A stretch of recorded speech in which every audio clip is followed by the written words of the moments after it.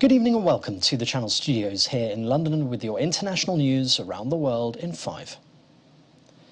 The first ship carrying grain has left a Ukrainian port under a landmark deal with Russia. Turkish and Ukrainian officials say the ship left the southern port of Odessa early on Monday morning local time. Russia has been blockading Ukrainian ports since February, but the two sides agreed a deal to resume shipments. It is hoped the agreement will ease the global food crisis and lower the price of grain.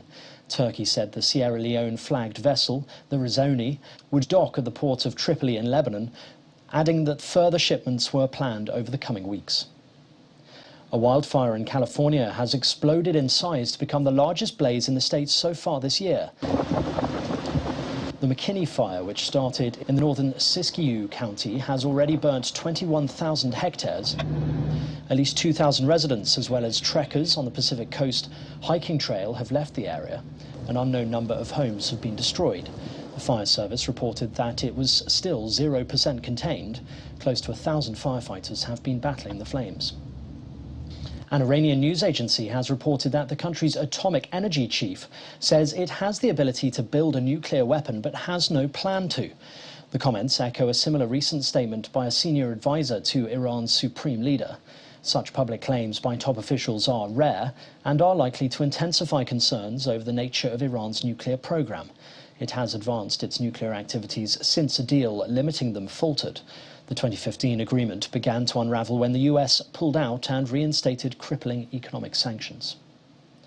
New Zealand's borders are fully open for the first time since March 2020, when they shut in an effort to keep out COVID-19. It's over 3.5 years since There were tears of joy as people were reunited after years apart, as immigration authorities began accepting visitors with visas and those on student visas again.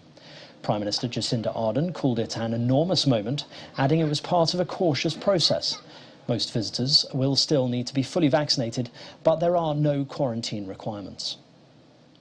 A tribute ceremony for 4 UN peacekeepers killed during anti-UN protests in Eastern Democratic Republic of Congo has taken place at a base in the city of Goma. Tributes are also being paid to another peacekeeper who died in the country while fighting the M23 rebel group. They all had worked for a UN peacekeeping mission for less than 6 months and included Moroccans and Indian nationals. The ceremony comes a day after UN peacekeepers killed 2 residents in KATSINA, in a town that borders Uganda. The Democratic Republic of Congo government says 15 other people were injured in Sunday's deadly incident. The military government in Mali has accused French President Emmanuel Macron of a neo-colonial, paternalistic and condescending attitude. The junta asked Mr. Macron to stop his criticism of the Malian army and stirring ethnic hatred. It follows Mr. Macron's reports last week during his tour in West Africa that regional states had the responsibility to ensure Malian people can express the sovereignty of the people. Mr. Macron also criticised the deployment of Russian mercenaries in Mali, which Mali denies.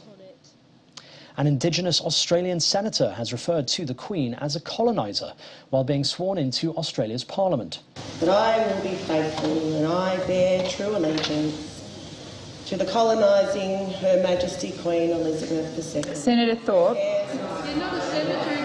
The Senate President stopped the Greens Senator for Victoria, Lydia Thorpe, and asked her to redo the oath of allegiance. She was taking the oath alone after being absent when others were sworn in last week. The world's biggest Swiss flag has been unveiled on an alpine cliff to mark the country's National Day. A team of 22 workers unfurled the massive 6,400 square metre banner featuring the White Cross on a red field for the occasion. Weighing around 700 kilograms, it took 600 hours of work to make.